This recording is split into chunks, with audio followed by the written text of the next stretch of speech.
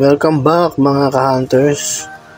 For today's video, i-update ko lang kayo dito sa aking nilalaro, itong Pixelland. Sa mga may gustong maglaro nito, ito ay free to airdrop. Lalagay ko na sa description ko kung saan paano nyo ito madadownload. Okay, kung hindi pa kayo nakasubscribe sa aking YouTube channel, pa-subscribe para marami pa akong ma-download na video na mga play to airdrop. Okay, sige. Continue na po natin. Ngayon po, i-update ko kayo sa aking Pixelland.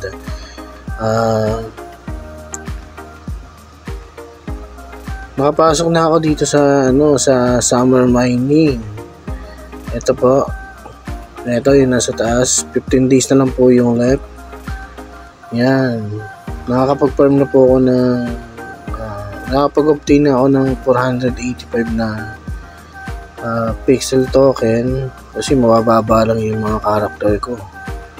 Pero the more na malakas yung character mo, kaya rare, epic, mas mataas yung chance yun na maraming makuha dito na token.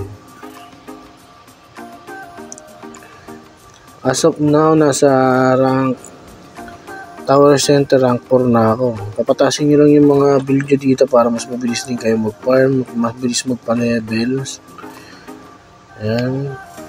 Dahil nga pala kung bibili kayo ng para mas mabilis kayong gumanda yung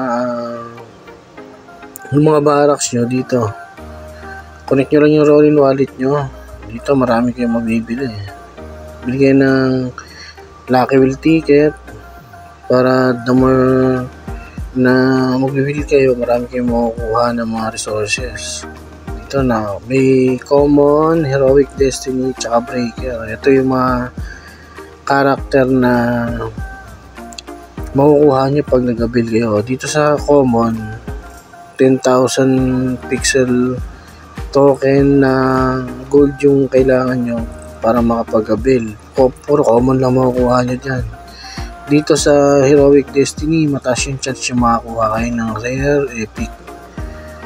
Mas lalo dito sa may breaker. Dito talaga makakuha kayo ng epic tsaka ng rare na mga character. The more na malakas yung character nyo, the more na marami kayong farm dito na pixel token.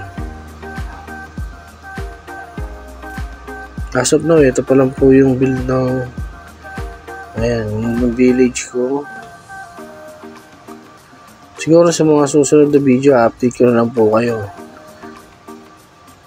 By the way, I'm Cannabum Airdrop Hunters. Sana po i-follow and share nyo naman po yung YouTube channel ko para marami po ma-download. Thank you.